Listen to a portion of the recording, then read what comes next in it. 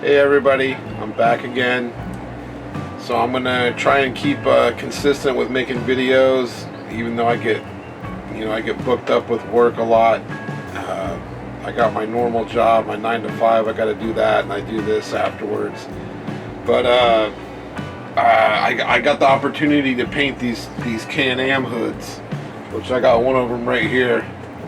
I'm gonna walk you through what I do to this and how I prep it and the process in painting it and whatnot. And I did one last week which came out awesome. I didn't videotape it, unfortunately, but I did take photos of it, so at the end of this video I'll walk through the photos that I took, kind of the process of making it. So anyway, alright, let's get to work. So first thing we're going to do is mask off the hood emblem. I put some masking tape down and cut it out very carefully with a razor blade. After I mask it off, I'm going to scuff it down real quick here. This is just a regular scuffing pad on a motorized sander. I do have a really cool foot pedal that I use, so I don't have to mess around with a pesky on and off button, which is pretty high tech. You know, it's not quite Iron Man high tech, but it's, you know, it's Fred Flintstone high tech. And then I hit it with a regular scuffing pad to get around the areas where the electric sander couldn't hit. This is my setup. I got my laptop here, and then it goes right to my projector, and then it shoots the image right onto the hood. And a lot of people might say that's cheating, but I say no, that's not right. It's not cheating if you're trying to save your client money. I'd be glad to charge you $2,000 to sit there and draw it out for 3 hours, but you know what? How about I just hook it up to a projector and save you several hundreds of dollars? At least it's not a vinyl wrap, right? At least you're like actually airbrushing something. I should also mention that when I was scoping it out, or before I actually laid the pencil onto the hood, I sprayed white down first. But it goes on there hard as a rock, so pencil's not going to scrape it off. It's not like drawn in there with t-shirt paint, so please don't accuse me of painting a car hood with t-shirt paint, everybody. I use full-on automotive urethane paint. Here we are at the computer. I'm gonna send this graphic through to the vinyl cutter. The graphic's pretty simple here. I got Combat Vet, Semper Fi. It's gonna go down the side of the hood, and then I got the Once a Marine, Always a Marine. It's gonna go towards the bottom of the hood. I use this blue masking film that's utilized for the vinyl cutter. So you gotta very carefully remove the masking film, which is called weeding. And it's important to set that depth right on the vinyl cutter so that you don't cut through to the backing paper. And if all goes right, it comes off very neatly and very cleanly, as you can see it did. Okay, this is a little trick that I kind of came up with myself. Basically, I cut the outline of the lettering, and then I'll stick it on the car hood with a little piece of masking tape there, and then I'll roughly spray in the outline of the masking film, like the actual graphic that I'm putting on there, which in this case is the Once a Marine, Always a Marine graphic. And between every little stage or every little segment you do, you give it a good wipe down with the prep ball. That just keeps the painting surface clean. So I'm going to use masking tape to kind of lay out the geometry. It's just a way to make sure the measurements are the same on each side. Vinyl letters go down in the same spot on each side. I do not eyeball that. Some guys have been doing it long enough to eyeball it. I do not eyeball it. I will get out a ruler if I have to. I use masking tape as transfer tape. I don't know what the purpose of that is. Masking tape works just as well. You'll see me roll the masking tape back because some of the masking film might stay to the backing paper. So I roll the masking tape back, and that seems to break it free from the backing paper in a very nice way, and it minimizes air bubbles and all that. And vinyl transfer guys, I'm sure, will tell you that's the right way to do it, or it's the better way to do it. Now I'm peeling up the masking tape I used as a guide for the Once a Marine, Always a Marine graphics. I pretty much lined them up the same as the Combat Vet Semper Fi graphics. There you go. Good job, Cameron. You always gotta celebrate with a couple fist bumps. Believe it or not, the hard part's done. Everything else now is downhill. You got a lot of elements here, and everything lines up great. The Semper Fi lines up with the Combat Vet. It's running down the mold lines of the hood. Perfectly symmetrical to the other side, which is a miracle. There's no bubbles in the stupid masking film, which happens a lot if you don't take your time. There's a lot of elements here. You got the copy, you got the sword, you got the skull. There is a little bit of negative space behind the skull there. I think I'm gonna fill that up with some smoke. I mean, that'll add some visual weight to that side. The rest is downhill. Time to put on some music. Maybe put on some Steinfeld, watch some George, Jerry, Kramer, Elaine, kick it with the gang. Maybe watch the DVD commentary. Who knows, you know? The next 5 hours is just complete bliss. Okay.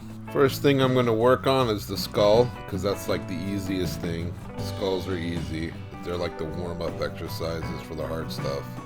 Like hands. Hands are the worst. Hands you got to pay attention to. And then I'm going to work section by section, color by color. And obviously we're going to speed this up because it's going to take a while. Okay, so while we're here watching me paint the skull, I'm going to mention that I noticed that the eye sockets were too low for some reason. It almost looked like the nasal cavity of the skull was like above the eye sockets. It was weird. Like if it was a person, it would look like that guy from Mos Eisley Cantina from Star Wars, the I Don't Like You Either guy, that dude. So I did take a little artistic license and I raised the eye sockets, or I lowered the nasal cavity there just to make it a little more balanced looking, a little more correct. So nobody noticed, nobody said anything. I'm letting everybody know now that that's what I did. That's what I did. So for the Combat Vet and Semper Fi graphics, I'm going to do a metallic yellow. So how I'm going to accomplish that is first you spray a nice metallic silver as your base, and then over that you'll see me spray a candy yellow, and then that's what gives it the color. I'm going to speed up the footage now, and as that's playing in the background, let's take a look at this Iwo Jima hood, which came out really awesome. This is the reference material that I got for the piece. Basically, I just copied it verbatim. No questions, no layout problems, no wondering where anything's gonna go. Just pretty much center it on the hood, make it look cool. When I saw the picture, I immediately thought of this painting that I actually have hanging on my living room wall. I used this as a palette, if you will, a color palette for the painting. It's good to pick out your color palette first and get that situated before you move on, because then you got some building blocks, you got a little roadmap. You're not going to be guessing around with your colors. I basically hit the center of the hood in the colors there, and I got the basic colors.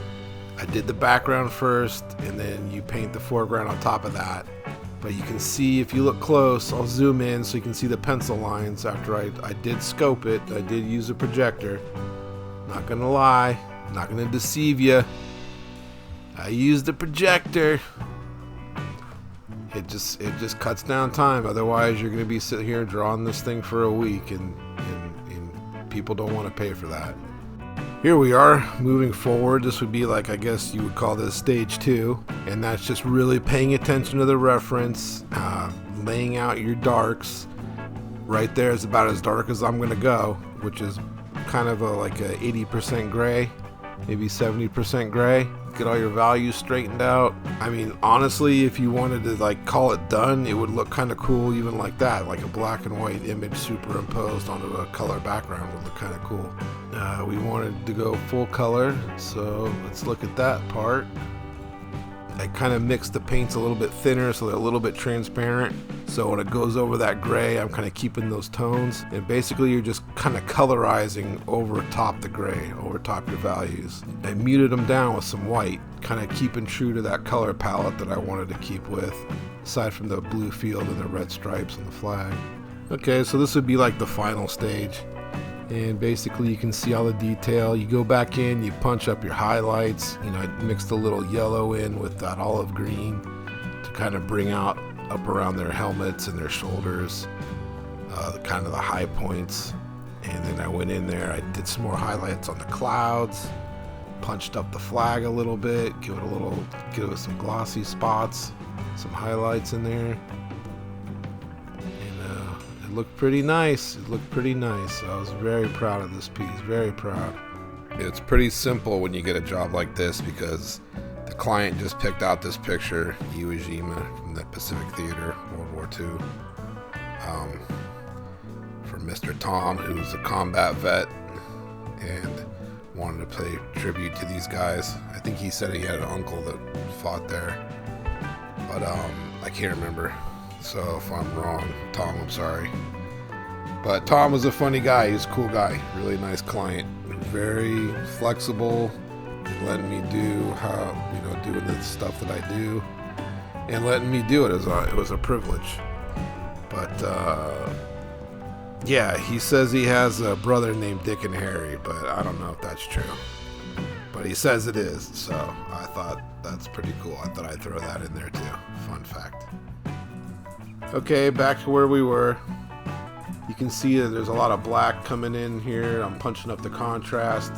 The suit looks good on him. And also I'm going to outline the Semper Fi, the combat vet, in black. Okay, you see I got some black outlined around the lettering there.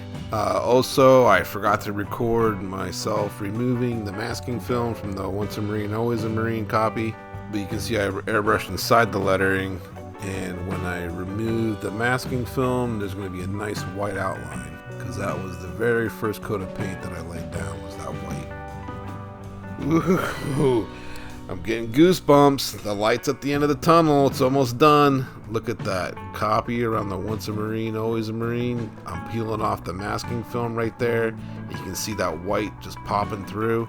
I also pulled off the masking film around the Semper Fi. And you can see that the outline of the yellow is the actual color of the hood, the original color of the hood. And the black around that is making it all pop.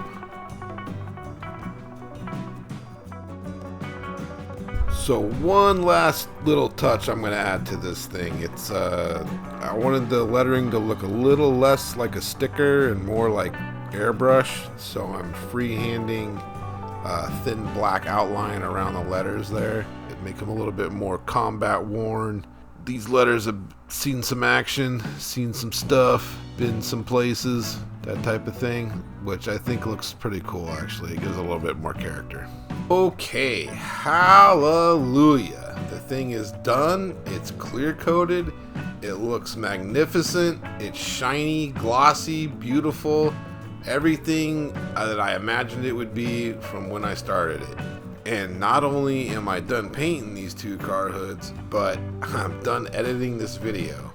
Cause holy cow, it took longer to edit this video than it did to paint two car hoods.